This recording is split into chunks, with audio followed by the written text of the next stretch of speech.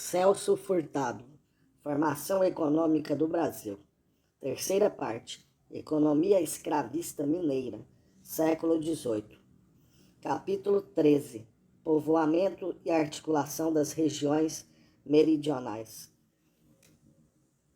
O que poderia Portugal esperar da extensa colônia sul-americana, que se empobrecia cada dia, crescendo ao mesmo tempo seus gastos de manutenção? Era mais ou menos evidente que da agricultura tropical não se podia esperar outro milagre similar ao do açúcar.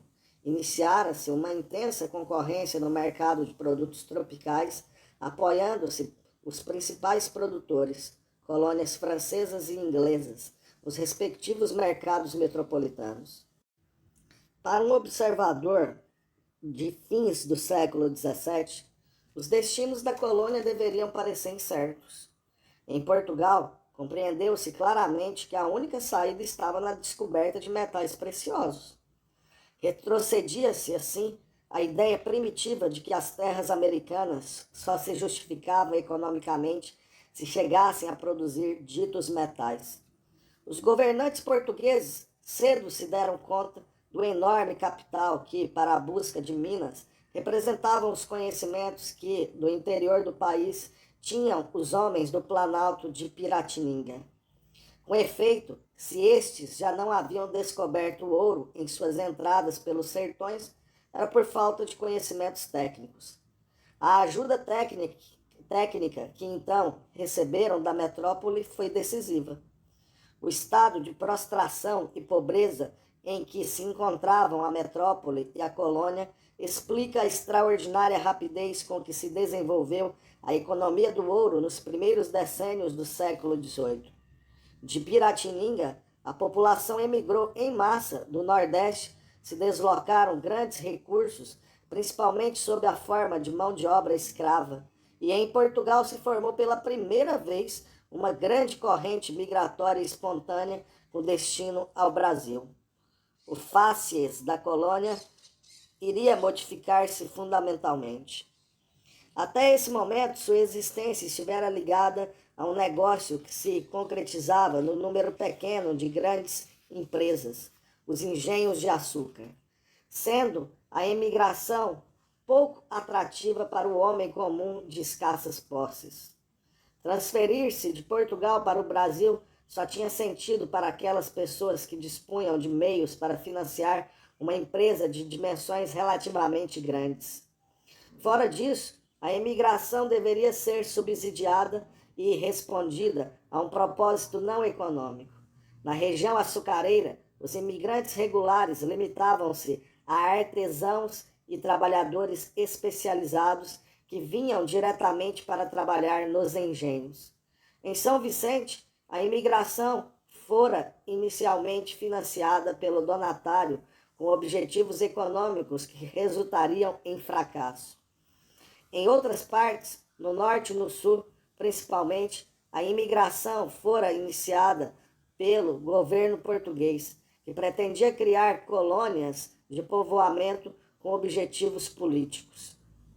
É fácil perceber que essa imigração toda não alcançava grandes números.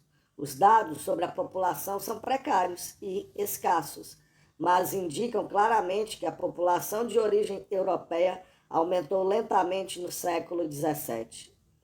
A economia mineira abriu um ciclo migratório europeu totalmente novo para a colônia. Dadas suas características, a economia mineira brasileira oferecia possibilidades às pessoas de recursos limitados, pois não se exploravam grandes minas, como ocorria com a prata no Peru e no México, e sim o metal de aluvião que se encontrava depositado no fundo dos rios. Não se conhecem dados precisos sobre o volume da corrente emigratória que, das ilhas do Atlântico e do território português, se formou com direção ao Brasil no correr do século XVIII. Sabe-se, porém, que houve alarme em Portugal e que se chegou a tomar medidas concretas para dificultar o fluxo migratório. Se tem em conta que as condições de estagnação econômica que prevaleciam em Portugal particularmente na primeira metade do século XVIII, quando se desorganizaram suas poucas manufaturas para que a imigração suscitasse uma forte reação, evidentemente deveria alcançar grandes proporções. Com efeito, tudo indica que a população colonial de origem europeia decuplicou no correr do século da mineração. Cabe admitir, ademais, que o financiamento dessa transferência de população, em boa medida, foi feito pelos próprios imigrantes, os quais eram pessoas de pequenas posses que liquidavam seus bens na ilusão de alcançar rapidamente uma fortuna no novo Eldorado. Se bem que a base da economia mineira também seja o trabalho escravo, por sua organização geral, ela se diferencia amplamente da economia açucareira. Os escravos em nenhum momento chegaram a constituir a maioria da população. Por outro lado, a forma como se organiza o trabalho permite que o escravo tenha maior iniciativa e que circule num meio social mais complexo. Muitos escravos chegam mesmo a trabalhar por conta própria, comprometendo-se a pagar periodicamente uma quantia fixa a seu dono, o que lhes abre a possibilidade de comprar a própria liberdade. Esta simples possibilidade deveria constituir um fator altamente favorável ao seu desenvolvimento mental. No que respeita ao ambiente em que circula o homem livre, nascido na metrópole ou na colônia, maiores ainda são as diferenças da economia mineira com respeito às terras do açúcar. Nestas últimas, abaixo da classe reduzida de senhores de engenho ou grandes proprietários de terras, nenhum homem livre lograva alcançar uma verdadeira expressão social. Ao estagnar-se a economia açucareira, as possibilidades de um homem livre para elevar-se socialmente se reduziriam ainda mais. Em consequência, começou a avolumar-se uma subclasse de homens livres sem possibilidade de ascensão social, a qual, em certas épocas, chegou a constituir um problema. Na economia mineira, as possibilidades que tinha um homem livre com iniciativa eram muito maiores. Se dispunha de recursos, podia organizar uma lavra em escala grande com 100 ou mais escravos. Contudo, o capital que imobilizava por escravo ou por unidade de produção era bem inferior ao que correspondia a um engenho real. Se eram reduzidos os seus recursos iniciais, podia limitar sua empresa às mínimas proporções permitidas pela divisibilidade da mão de obra, isto é, a um escravo. Por último, se seus recursos não lhe permitiam mais que financiar o próprio sustento durante um período limitado de tempo, podia trabalhar ele mesmo como faiscador. Se lhe favorecia a sorte, em pouco tempo ascenderia à posição de empresário. A natureza mesma da empresa mineira não permitia uma ligação à terra do tipo da que prevalecia nas regiões açucareiras. O capital fixo era reduzido, pois a vida de uma lavra era sempre algo incerto. A empresa estava organizada de forma a poder deslocar-se em tempo relativamente curto. Por outro lado, a elevada lucratividade do negócio induzia a concentrar-se na própria mineração, todos os recursos disponíveis. A combinação desses dois fatores, incerteza e correspondente mobilidade da empresa, alta lucratividade e correspondente especialização, marcam a organização de toda a economia mineira. Sendo a lucratividade maior na etapa inicial da mineração, em cada região, a excessiva concentração de recursos nos trabalhos mineratórios conduzia sempre a grandes dificuldades de abastecimento. A fome acompanhava sempre a riqueza nas regiões do ouro. A elevação dos preços dos alimentos e dos animais de transporte nas regiões vizinhas constituiu o mecanismo de irradiação dos benefícios econômicos da mineração. A pecuária, que encontrara no sul um habitat excepcionalmente favorável para desenvolver-se e que, não obstante sua baixíssima rentabilidade, subsistia graças às exportações de couro, passará por uma verdadeira revolução com o advento da economia mineira. O gado do sul, cujos preços haviam permanecido sempre a níveis extremamente baixos, comparativamente aos que prevaleciam na região açucareira, valoriza-se rapidamente e alcança, em ocasiões, preços excepcionalmente altos. O próprio gado do Nordeste, cujo mercado definhava com a decadência da economia açucareira, tende a deslocar-se em busca do florescente mercado da região mineira.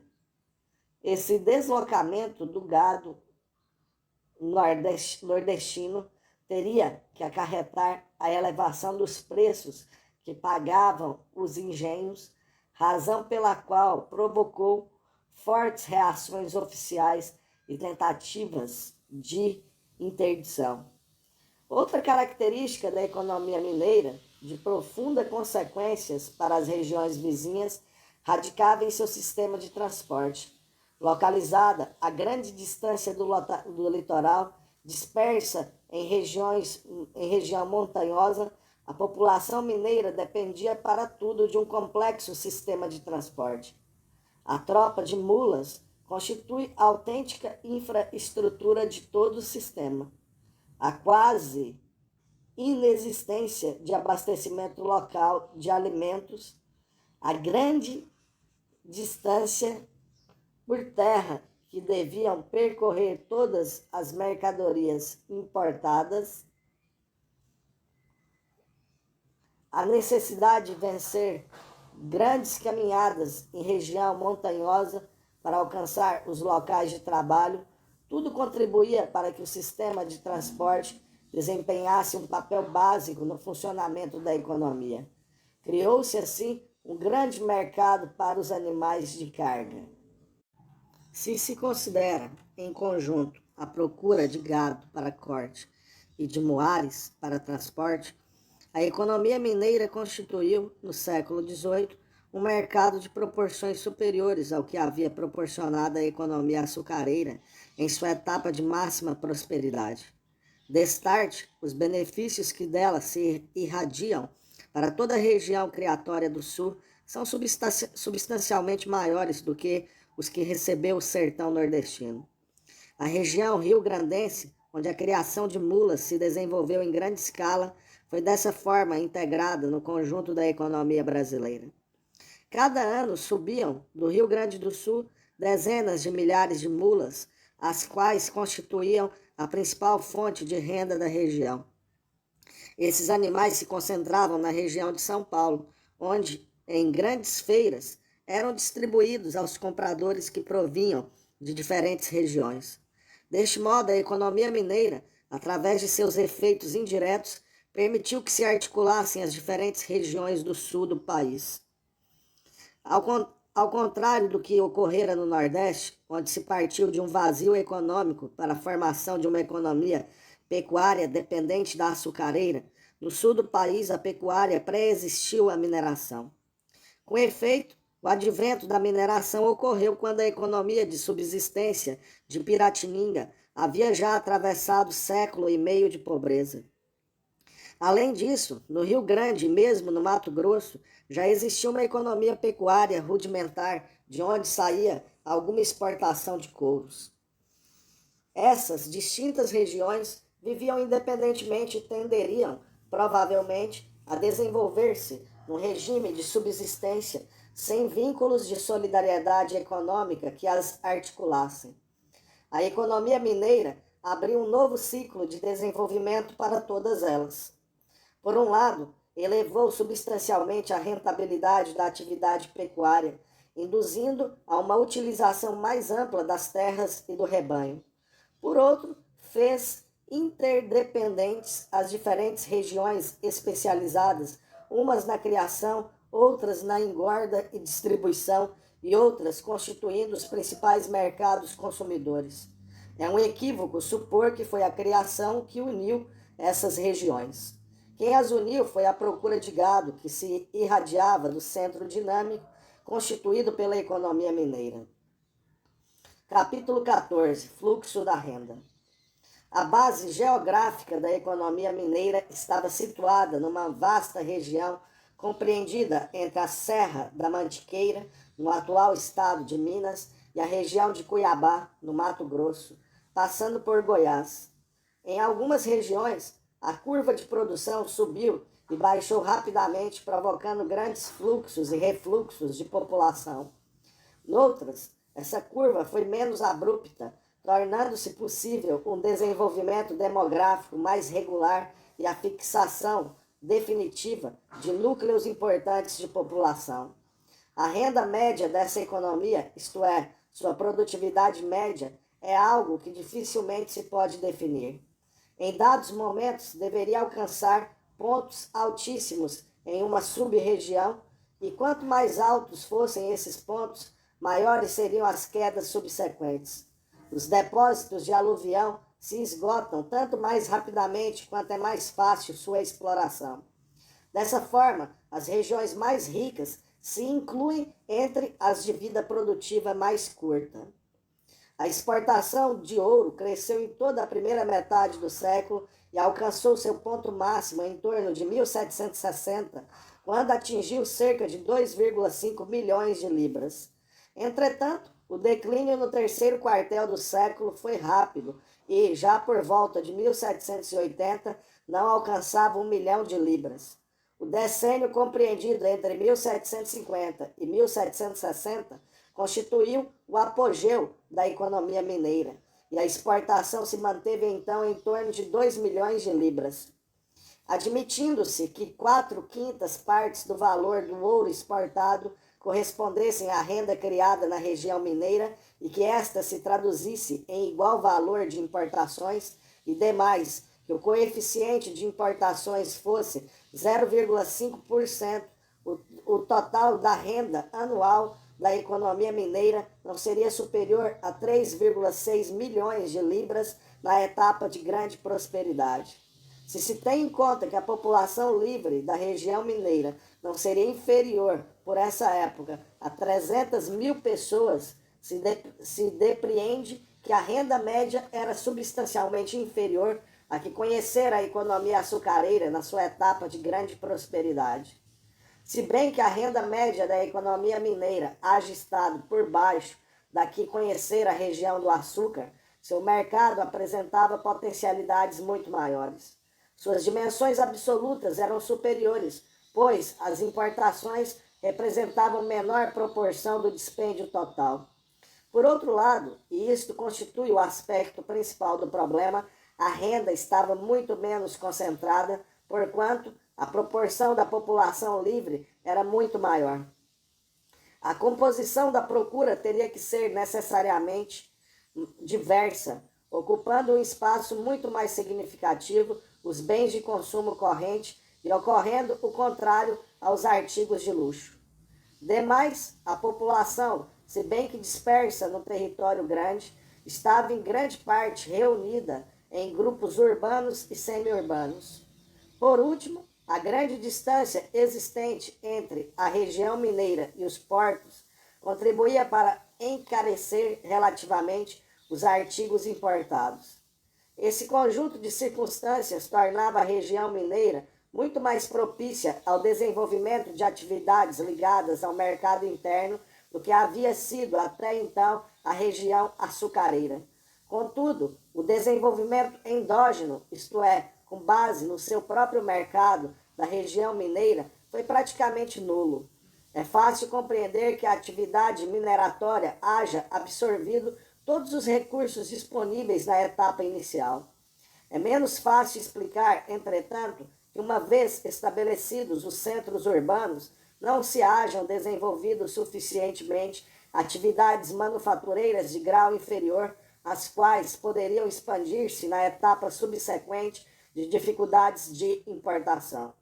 Tem-se buscado explicação para esse fato na política portuguesa, uma de cujas preocupações era dificultar o desenvolvimento manufatureiro da colônia.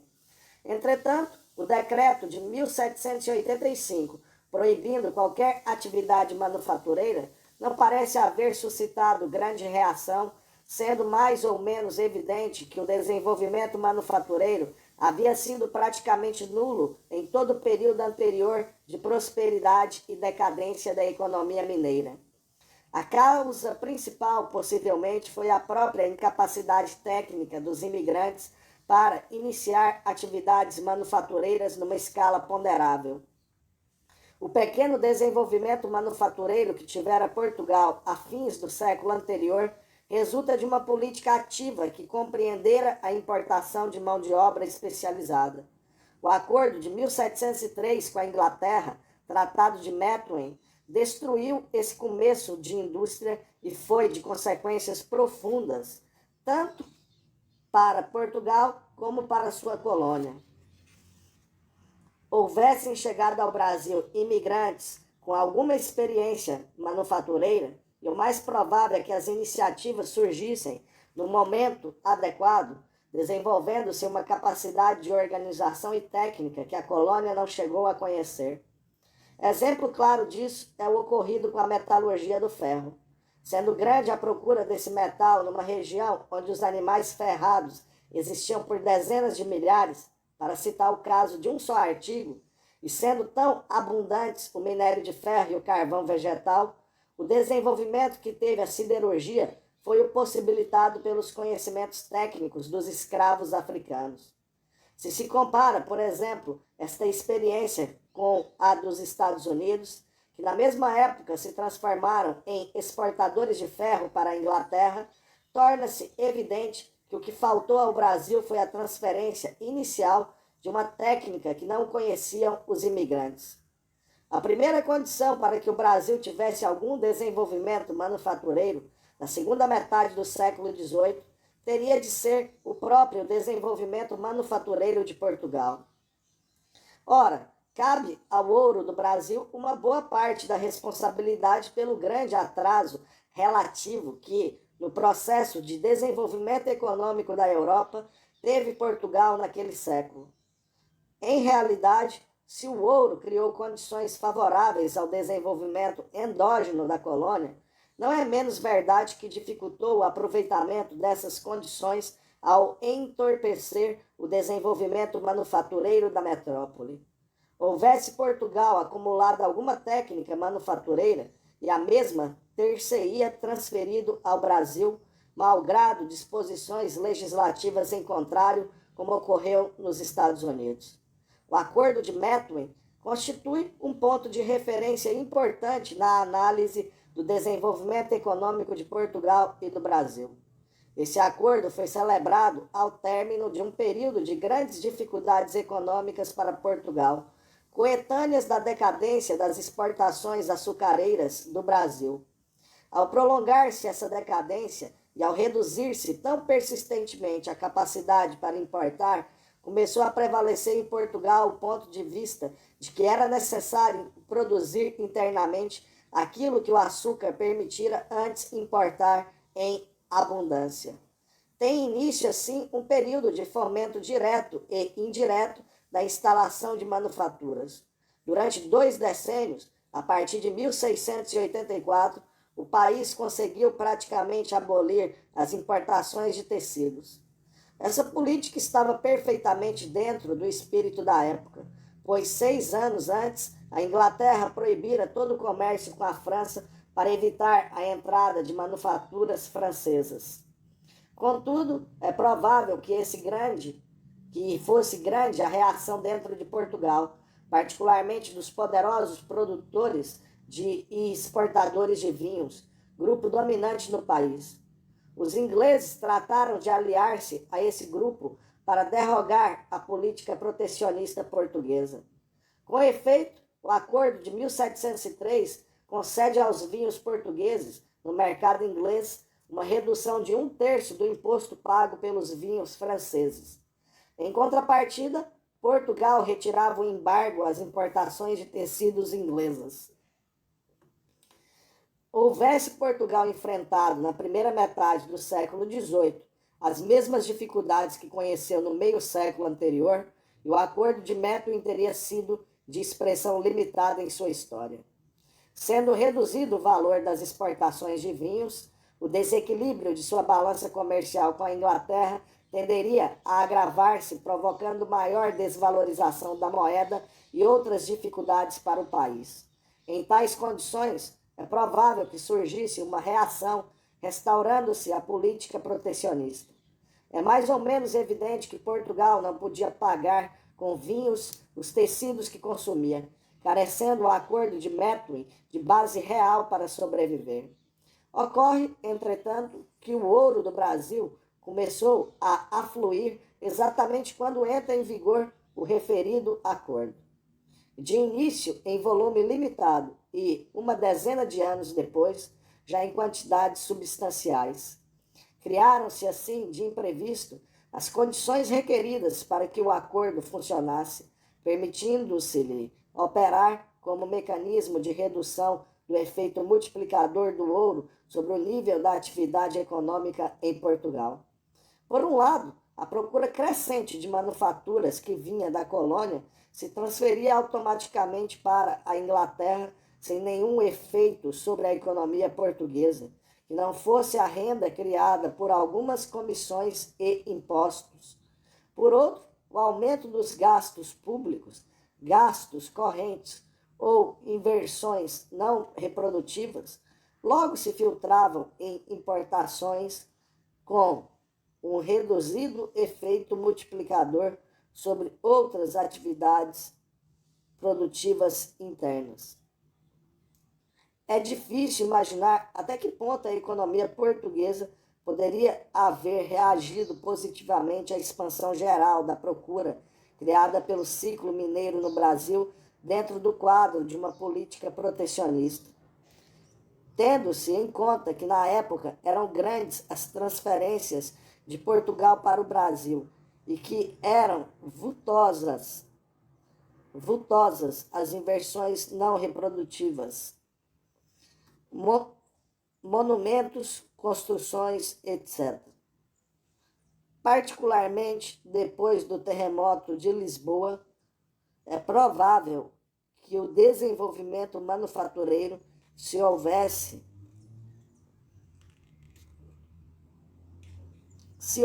deparado com uma relativa adstringência da oferta de mão de obra.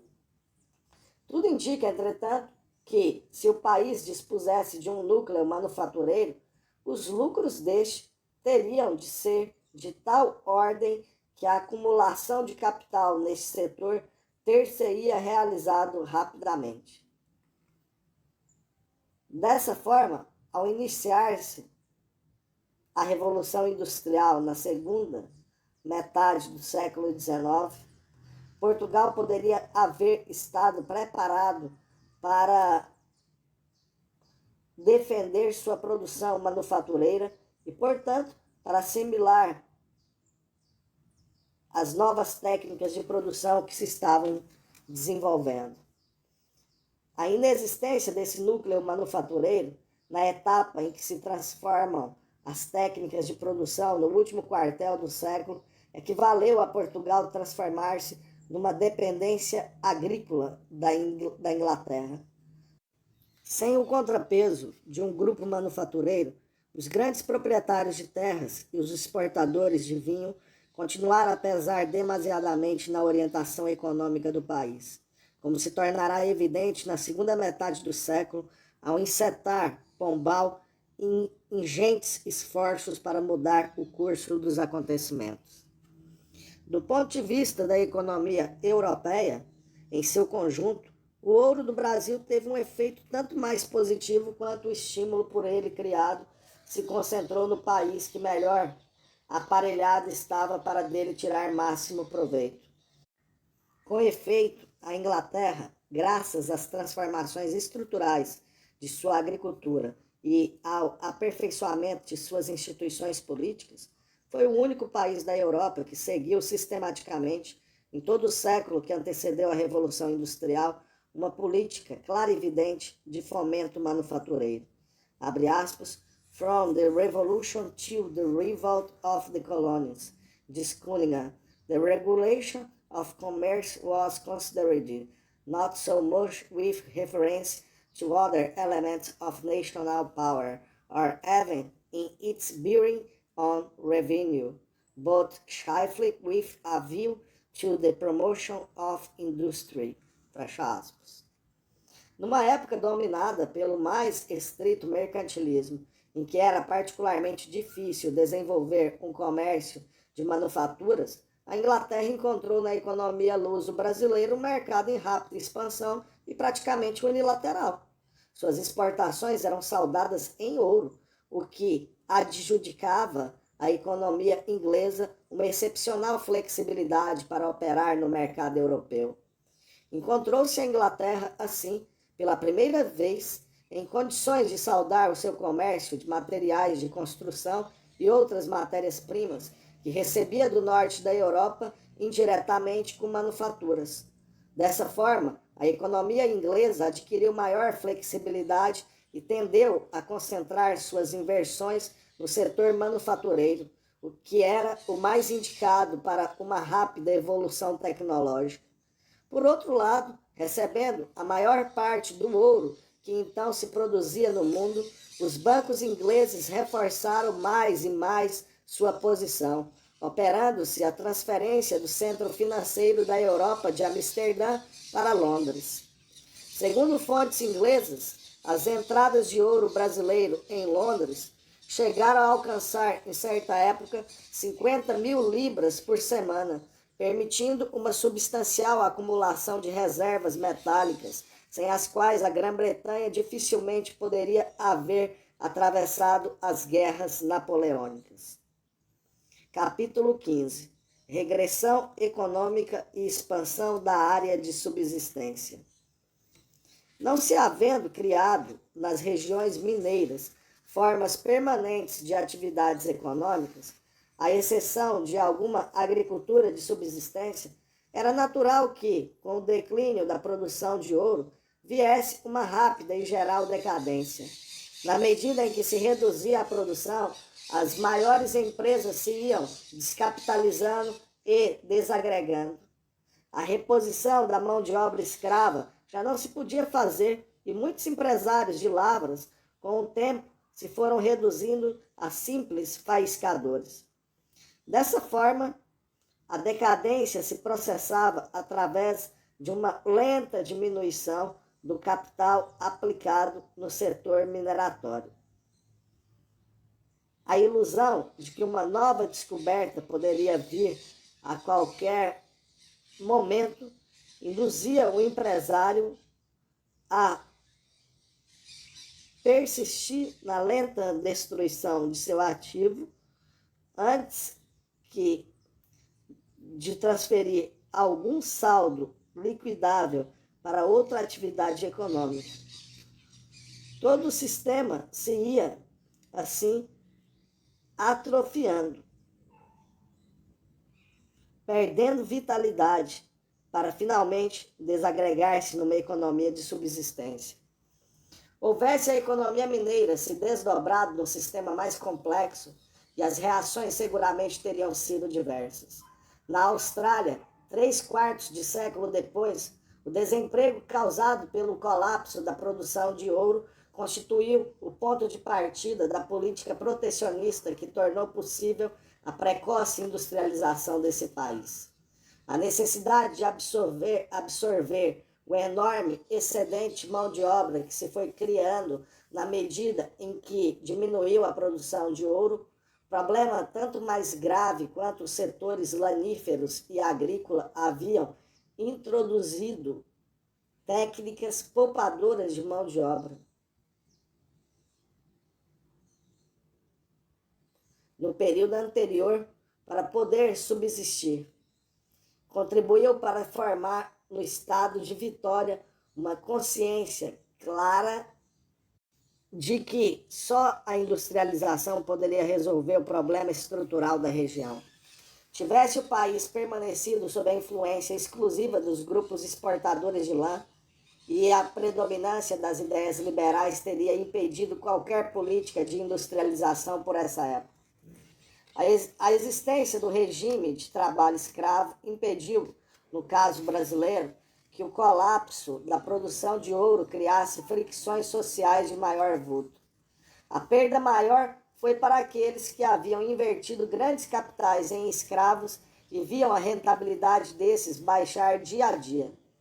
O sistema se descapitalizava lentamente, mas guardava sua estrutura.